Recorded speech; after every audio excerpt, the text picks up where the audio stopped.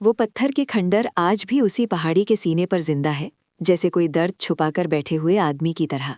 उसकी खामोशी एक ऐसी जुबान बोलती है जो सिर्फ वही समझते हैं जिनके दिलों में दर्द बसते हैं। उसी खंडर में एक धुंधली सी दोपहर को एक नौजवान लड़का, जिसका नाम समीर था, घूम रहा था। वो अपने छोटे भाई को खोज रहा था, जो शिकार के लिए आया था और लौटकर नहीं आया। समीर की आंखों में थकन थी और दिल में एक अजीब सी बेचैनी। तभी उसकी नज़र एक टूटी हुई दीवार के नीचे पड़ी हुई चीज़ पर पड़ी। वो एक तस्वीर थी, पुरानी सी, फ्रेम से बाहर निकल रही थी। उसने हल्के से उस तस्वीर को उठाया। तस्वीर में एक हसीन औरत थी। उसकी मुस्कुराहट में एक अजीब सा गम था, जैसे वो किसी राज को छुपा रही हो। उस तस्वीर के पीछे पुराने खत की तरह लटके हुए एक छोटा सा कागज़ का टुकड़ा था। उस पर लिखा था, ये तस्वीर जहाँ से उठाई जाएगी वहाँ खून बहना शुरू हो जाएगा। समीर ने पहले तो इसे कोई बेवकूफ़ी समझा, पर फिर उसकी नज़र तस्वीर के नीचे लिखे हुए नाम पर पड़ी। नाम था ज़ैनब। वो चिल्ला उठा। ये वही नाम था जो उसकी माँ ने अपने खो गए हुए भाई का बताया था। वो भाई जो बचपन में ही गायब हो गया था। क्या ये तस्वीर उसकी माँ की थी? उसके हाथ कांपने लगे। उसने तस्वीर को अपने बैग में रखा और खंडर से बाहर आने की कोशिश की, मगर जैसे ही वो दरवाजे की तरफ बढ़ा, आसमान पर बादल छा गए। हवा तेज होने लगी, जैसे पूरे खंडर ने उसे रोकने की कोशिश की हो। उसने अपनी गाड़ी की तरफ भागना शुरू किया, मगर गाड़ी स्टार्ट नहीं हुई। मोबाइल फ़ोन पर भी कोई सिग्नल नहीं था। वो एक तरह से फंस गया था। उसी वक्त उसने आवाज़ सुनी। कोई रो रहा था, आहिस्ता से, जैसे दर्द से तड़प रहा हो। आवाज़ आ रही थी खंडर के अंदर से ही। उसने हिम्मत जमाकर अंदर की तरफ देखा। अंधेरा गहरा हो रहा था। उसने अपना टॉर्च चलाया और अंदर चला गया। आवाज़ उसे एक छोटे से कमरे की तरफ ले गई। कमरे में कुछ नहीं था, सिर्फ एक पुराना चरपाई पड़ी थी। पर दीवारों पर कुछ लकीरें थीं, जैसे किसी ने खून से कुछ लिखा हो। समीर ने नज़दीक जाकर देखा। वो अल्फाज थे, मैंने नहीं किया, मुझे माफ़ कर दो ज़ैनब। समीर का दिल तेज़ धड़कने लगा। क्या इसी जगह पर कोई खून हुआ था? क्या इसी ने उसका छोटा भाई ज़ैनब को उठाया था? वो सोच ही रहा था कि एक आवाज़ उसके पीछे से आई। तुम यहाँ क्या कर रहे हो बेटा? समीर ने पलट कर देखा। वहाँ एक बुढ़ाऊ खड़ा था, जिसके चेहरे पर गहरी झुर्रियाँ थीं। उसके हाथ में एक लाठी थी। आप कौन हैं? समीर ने पूछा। मैं इसी गांव का रहने वाला हूँ, बुढ़ाऊ ने कहा। इस खंदर में आना मना है। यहाँ से जो भी कुछ उठाकर ले जाता है उसकी बद्दुआ लगती है। समीर ने तस्वीर निकाली और दिखाई। क्या आप इस औरत को पहचानते हैं? बुढ़ाऊ की आंखें फाड़ कर रह गईं। ये तस्वीर तुम्हें कहाँ से मिली? उसने आवाज़ में डर के सवाल पूछा। समीर ने खंदर का नाम लिया। बुढ़ाऊ ने आह भरी। फिर तो तुम्हें सब सच पता चल ही जाएगा, चलो मेरे साथ। बुढ़ाऊ समीर को खंदर से थोड़ी दूर एक छोटे से कोठे पर ले गया। अंदर जाते ही समीर ने एक और तस्वीर देखी। वो तस्वीर भी वही ज़ैनब की थी, मगर इसमें वो मुस्कुरा रही थी और उसके साथ एक नौजवान लड़का था। ये कौन है? समीर ने पूछा। ये मेरा बेटा था, रहीम, बुढ़ाऊ ने कहा। और वो तस्वीर में ज़ैनब उसकी आशिक थी। वो दोनों एक दूसरे से बहुत प्यार करते थे, मगर ज़माना कुछ और था। हमारे खंदर के राजा ने ज़ैनब को अपने बेटे के लिए पसंद कर लिया था। उनका रिश्ता पक्का हो गया। रहीम ने बहुत कोशिश की, मगर कुछ नहीं हो सका। शादी की रात रहीम पागल हो गया। उसने ज़ैनब को उठा लिया और दोनों भाग गए। राजा के सिपाहियों ने उन्हें पकड़ लिया। राजा ने हुक्म दिया कि रहीम को कैद कर लो और ज़ैनब की शादी जल्दी करा दो। रहीम कैद से भाग निकला। वो उसी खंदर में छुपा था जहाँ से तुमने तस्वीर उठाई है।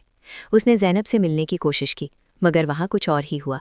राजा का बेटा, जो ज़ैनब से शादी कर रहा था, वो भी वहीं आया था ज़ैनब से मिलने। दोनों आदमियों का सामना हो गया।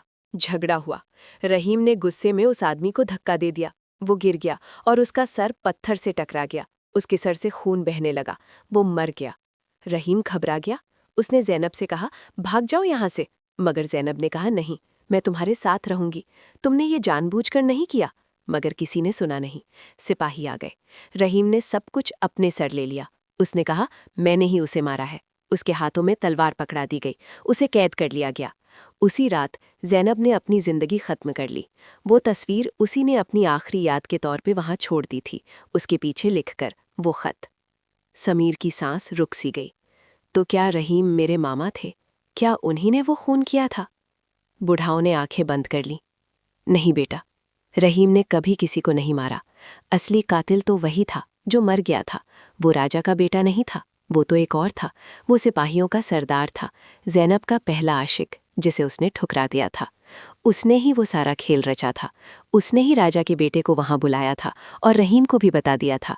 उसने ही झगड़े की वजह बनी और जब वो मरा तो उसने सब गवाही रहीम के खिलाफ कर दी। मैं उसी दिन वहां था, छुपकर सब देख रहा था, मगर मैं चुप रहा क्योंकि मुझे डर था। मैं रहीम का दोस्त था, उसने मुझे अपनी जिंदगी बचा कर दी थी, मगर मैं उस वक्त कुछ कर नहीं सका। यही मेरी सबसे बड़ी गलती थी।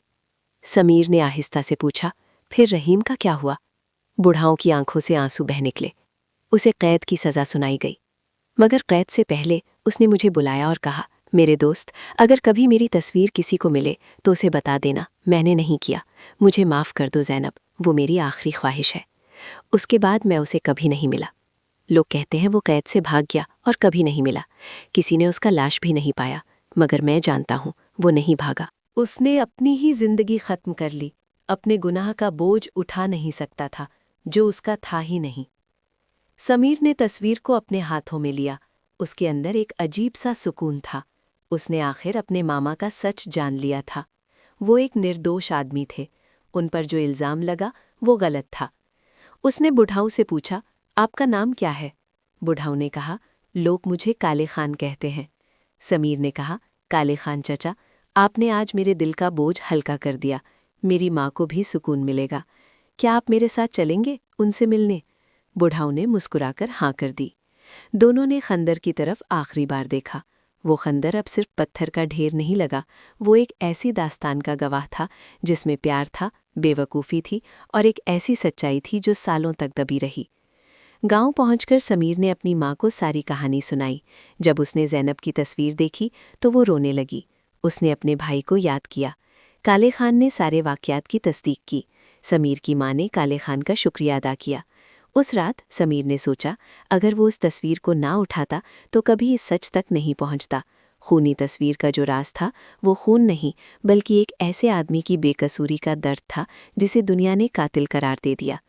इस दुनिया में अक्सर ऐसे ही होता है, लोग जल्दी से फैसला कर लेते हैं बिना सच्चाई जाने, पर हर चेहरे के पीछे एक कहानी होती है, हर आंसू का एक वजह होता है। दोस्तों, आपको ये स्टोरी कैसी लगी?